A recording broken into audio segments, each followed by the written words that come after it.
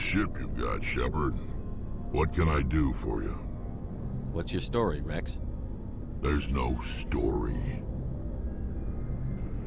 Go ask the Quarian if you want stories. You Krogan live for centuries. Don't tell me you haven't had a few interesting adventures.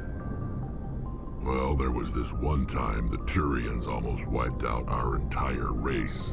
That was fun. I heard about that. You know, they almost did the same to us. It's not the same. It seems pretty much the same to me. So your people were infected with a genetic mutation? An infection that makes only a few in 1,000 children survive birth? And I suppose it's destroying your entire species? I suppose it isn't all the same. I don't expect you to understand, but don't compare humanity's fate with the Krogan. Sorry, Rex. I wasn't trying to get you upset. Your ignorance doesn't upset me, Shepard. As for the Krogan, I gave up on them long ago. The genophage infected us, but it's not what's killing us. Are your people really dying? We're sure not getting any stronger. We're too spread out. None of us are interested in staying in our own system. Lots of species have left their homes and prospered. But they go to colonize new worlds. We're not settlers. We're warriors. We want to fight. So we leave. Hire ourselves out. And most of us never go back. What can you tell me about the genophage? Ask the Solarians if you want details. They made it. All I know, it makes breeding nearly impossible. Thousands die in stillbirth, and most never get that far. Every Krogan is infected, every one. And no one's rushing to find a cure. Why don't the Krogan try to find a cure? When was the last time you saw a Krogan scientist? You ask a Krogan, would he rather find a cure for the genophage or fight for credits? He'll choose fighting every time. It's just who we are, Shepard. I can't change that. Nobody can. So long, Rex. Shepard. Commander? Do you have a few minutes to talk one-on-one? I'm sorry, Commander. I need to get my duty squared away. I wouldn't mind talking more later, though. What's your opinion on the last mission? Kinda wish you'd got there sooner, Commander. No offense, I appreciate the rescue. I just wish... You wish we'd been able to save the rest of your unit? Yes, sir. If I had been more alert, we wouldn't have been cut down by an ambush. The Geth are perfect ambushers. They don't move, they don't make noise, they don't even breathe. Sir, they have flashlight heads. I'll make sure it doesn't happen again. Dismissed, Chief. Sir.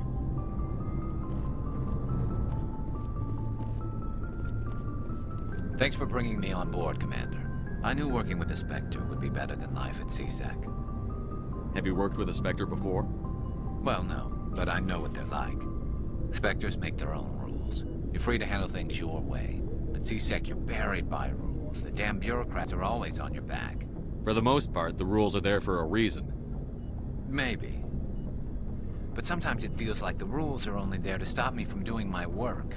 If I'm trying to take down a suspect, it shouldn't matter how I do it, as long as I do it. But CSEC wants it done their way. Protocol and procedure come first. That's why I left. So you just quit because you didn't like the way they do things? There's more to it than that. It didn't start out bad, but as I rose in ranks, I got saddled with more and more red tape. CSEC's handling of Saren was typical. I just couldn't take it anymore. I hate leaving. I hope you made the right choice. I'd hate for you to regret it later. Well, that's sort of why I teamed up with you. It's a chance for me to get off the Citadel, see how things are done outside CSEC. Either way, I plan to make the most of this. And without CSEC headquarters looking over my shoulder, well, maybe I can get the job done my way for a change. If getting the job done means endangering innocent people, then no. We get the job done right, not fast. Got it? I wasn't trying to. I understand, Commander.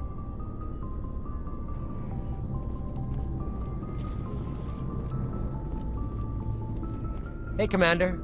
Looking for some extra supplies before you head out? What have you got? Whatever you want. Armor, weapons, mods. It's not standard Alliance issue, but that's not necessarily a bad thing. Well, as long as you don't mind paying for it. Why should I pay you for my weapons and armor? My stuff doesn't come from the Alliance. I have to purchase it myself, and it's not cheap. Hell, the licenses alone have set me back more than I'd like. But no licenses, no goods. Without the goods, I'm out of a job. What are licenses? Why do you need them? Manufacturers sell licenses. Each license allows me to buy and sell a certain brand of products. I already have several basic ones, but you'll need to buy more if you want me to bring in different brands. Many of the best licenses are hard to get, but they're well worth the cost if you can find them. What do the different manufacturers offer? There are too many for me to keep track of, but each license will explain what it's good for. How often will you get new items? Well, that depends on how many licenses you've purchased, but I'll rotate items on a regular basis regardless. And anytime we land someplace with a big enough port, I'll buy, sell, and trade whatever I can. Check back often. I need to move items quickly, so only the most basic items will be stocked consistently. Not right now, thanks. No problem. Keep checking back.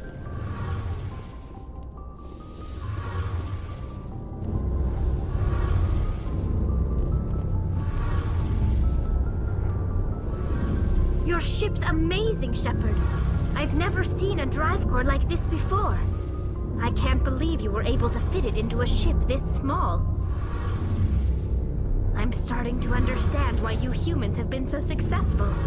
I had no idea Alliance vessels were so advanced. The Normandy's a prototype. Cutting-edge technology.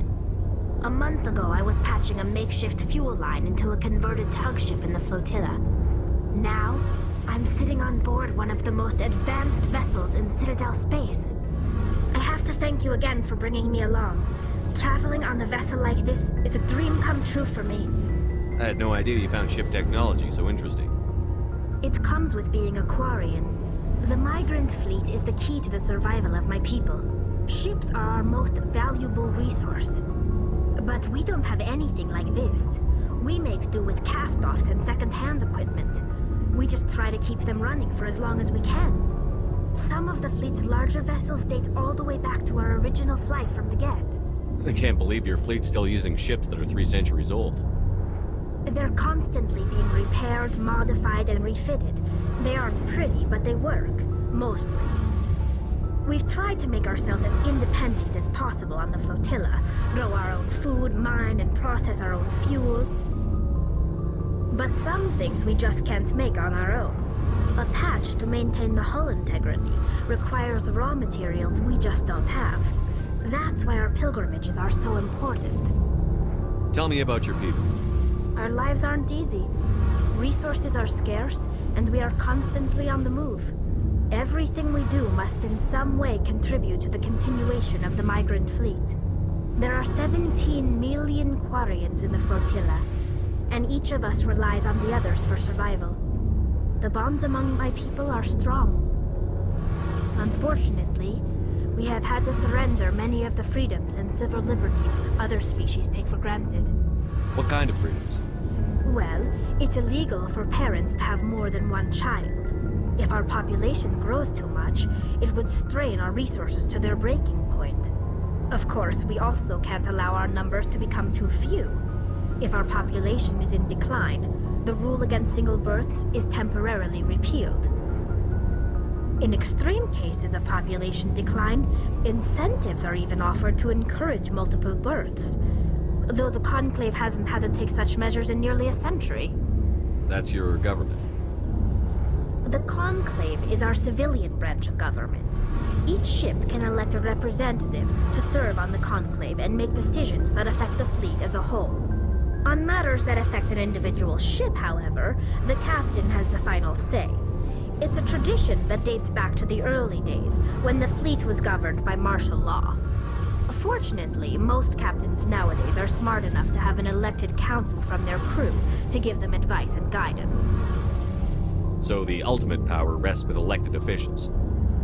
In practice, the Conclave and the respective council for each ship tend to set the rules that govern our daily lives.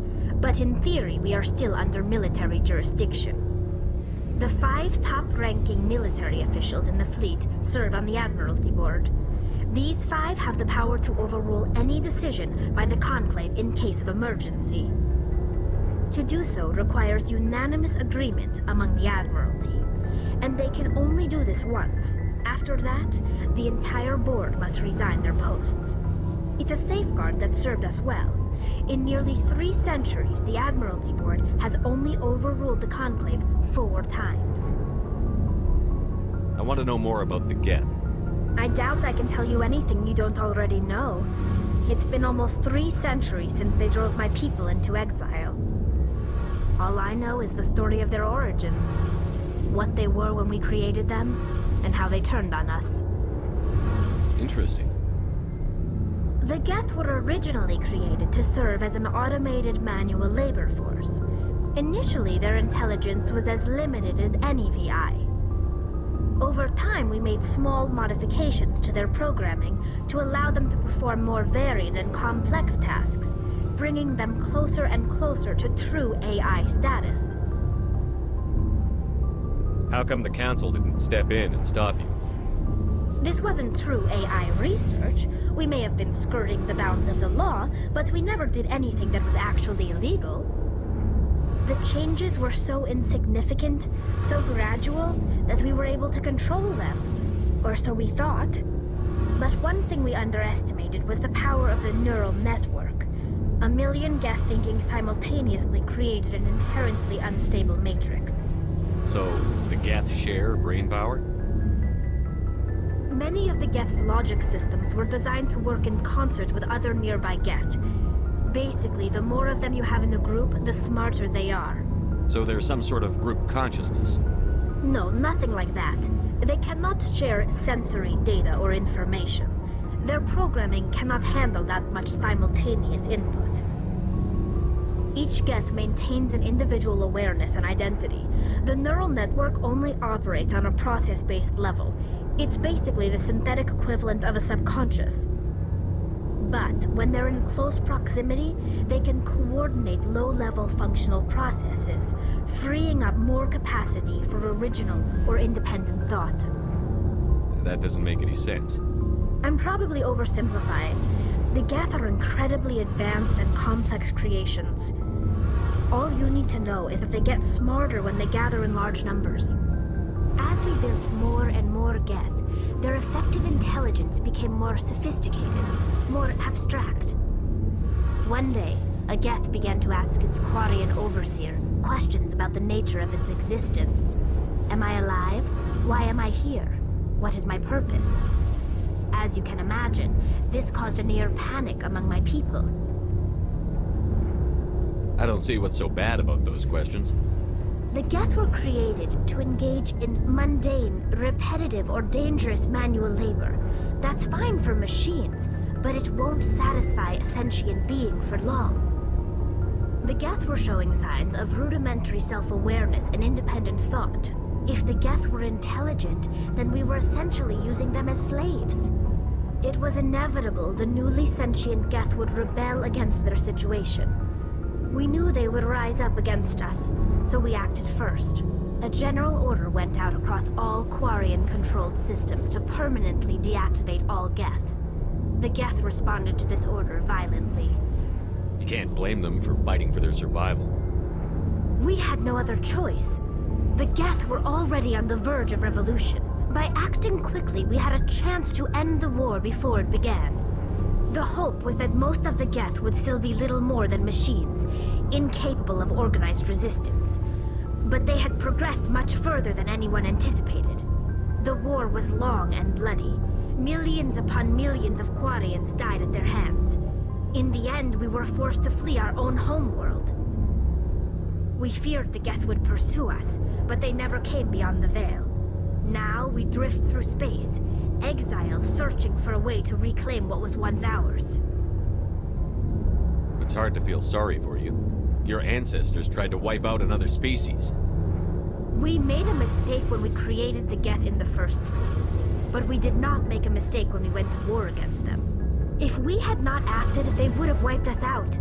They're a synthetic life form. They have no use for organics. None. Why do you think they cut themselves off from the rest of the galaxy? Why do you think they've killed every organic being who's ever tried to contact them? I didn't mean to offend you. I'm sorry. I didn't mean to get so worked up. Most Quarians tend to have pretty strong opinions about the Geth. I want to know more about the pilgrimage. When my people reach maturity, we leave our birth ships and seek acceptance with a new crew. It's necessary to maintain genetic diversity among the fleet. But no ship wants to accept someone who will be a burden on them. So, to prove our worth, we embark on a pilgrimage. We set out alone, leaving the flotilla and our families behind us. We only return once we have found something of value we can bring back to the fleet. This is presented as a gift to the captain of the respective ship we wish to join. If the gift is accepted, we are welcomed into the crew. Can a captain choose to reject the gift? That doesn't happen often. Most captains are eager to increase the size of their crew. It increases their own standing in our society. Even when a gift is not particularly valuable, the captain usually accepts it out of a sense of tradition. However, there is a stigma to presenting a substandard gift. It's not the best way to make a good impression on a new community. Most pilgrims don't return until they find something worthwhile. Can a captain choose to reject the gift? That doesn't happen often. Most captains are eager to increase the size of their crew. It increases their own standing in our society. Even when a gift is not particularly valuable, the captain usually accepts it out of a sense of tradition. However, there is a stigma to presenting a substandard gift. It's not the best way to make a good impression on a new community. Most pilgrims don't return until they find something worthwhile. Can a captain choose to reject the gift? That doesn't happen. Even when a gift is not It's not the best way to make a good impression on a new community. Most pilgrims don't... I want to talk about something else. Like what? I should go. See you later. Hey, Commander, you know that Quarian, Tally? She's been spending all her time down here asking me about our engines. I'll tell her to leave you alone. What? No, she's amazing. I wish my guys were half as smart as she is. Give her a month on board and she'll know more about our engines than I do.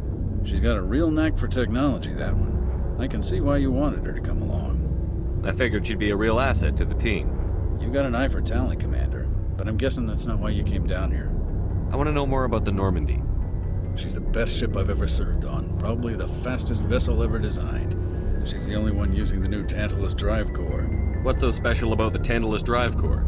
Proportionally, it's about twice the size of any other vessel. Not only are we faster, we can run at FTL speeds longer before we have to discharge the core. Where else have you served, Adams? If you name a class of Alliance ship, I've probably served on it. Everything from dreadnoughts and carriers right down to frigates like the Normandy. My last assignment was on the Tokyo, only a cruiser, but she was a good ship. Couldn't hold a candle to the Normandy, though. Fill me in on the IES stealth systems. How does it work exactly? You can't hide a ship out in space. They emit too much heat and radiation, too easy for sensors to pick them up, unless you find a way to capture those emissions. So our stealth systems trap the energy we give off in storage sinks built into the ship itself, no emissions to give away our location. Eventually the sinks have to be vented. More than a few hours silent running and they overheat, cook us inside our own hull. There's no way for anyone to detect us? A visual scan can still pick us up. Anyone looking out a window can see us plain as day. But you have to be pretty close to get an actual visual out in space. Most vessels rely on scanners. As long as the stealth systems are engaged, they can't see us. Not unless we accelerate to FTL speeds. Why doesn't it work with faster-than-light travel? Cranking up to FTL blue shifts our emissions, pushes them into frequencies too high to capture in the sinks. As soon as we make the jump, it's like setting off a flare. Sensors can pick up our location whenever we enter or exit FTL flight, but for short-range missions, our stealth systems are amazing, and we've got the only one. Carry on, Adams. Aye, aye, Commander.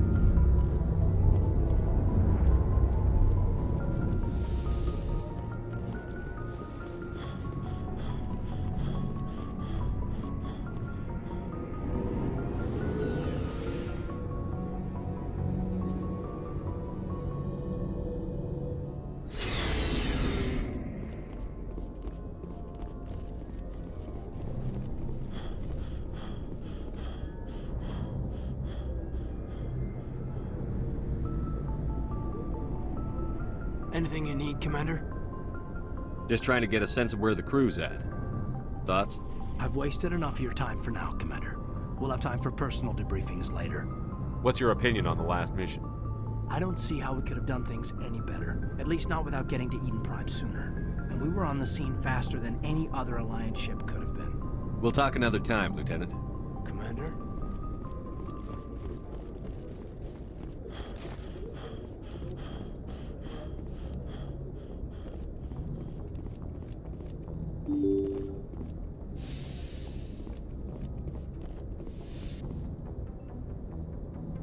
If anyone has to take over for Captain Anderson, I'm glad it's you.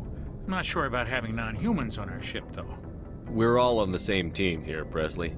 With all due respect, sir, that's what they said about Nihilus. Look how that turned out. Speak freely, Presley. I want to know if you have a problem with non-humans. It's not that, Commander. Humanity has always handled its own problems. Saren attacked one of our colonies. We should be the ones to stop him. We don't need their help. Some people think asking for help is a sign of weakness. That's just being stupid and stubborn. No matter how strong you are, allies can make you stronger. I guess so. Maybe I'm just stuck in the old ways of thinking. But don't worry, Commander, this won't be a problem. How did you end up assigned to the Normandy? I signed up with the Alliance as a navigator right out of school, following in my grandfather's footsteps, I guess. My first posting was on the Agincourt. We were one of the first reinforcements to arrive at Elysium after the Blitz hit. And those raiders were no match for an Alliance frigate. Of course, the only reason the colony was still standing was because of you, Commander. I can't believe you held out as long as you did. How'd you end up on the Normandy? I got my officer's commission after Elysium. Must have made an impression on the right people. Captain asked for me when he was picking his crew. Carry on, Presley. Yes, sir. Got a moment? Hello, Spectre. I have a business proposition for you. How did you know I'm a Spectre? Word travels. Your name comes up in certain circles. I'm acquainted with a pair of powerful crime bosses. They're hiding on remote worlds, and I have the coordinates. You could do the galaxy a favor. What kind of defenses would these two have? I haven't the faintest idea, but they're certain to be armed. Their partnership's soured, and each believes that the other intends to kill him. They will be well prepared. You're obviously with them. Why don't I just arrest you instead? Arrested for what? You and I are simply having a conversation. I have excellent legal representation. Arresting me would be a waste of your time. And what do you get out of this? We share interests in certain cooperative ventures, but their business practices have forced me to terminate our relationship. Once they are dead, I will manage our organization in a more tasteful manner. What crimes did these men commit? They're red sand dealers who make victims of their customers. Those who can no longer pay are sold to Batarians as slaves. They're loathsome, hurting innocent people. They must be ended. Find someone else to do your dirty work. I want no part of a gang war. Here are the coordinates nonetheless. What you do with them is your decision. Could you really let these men live, knowing that you can stop them? Goodbye, Commander. It's been a pleasure to meet you.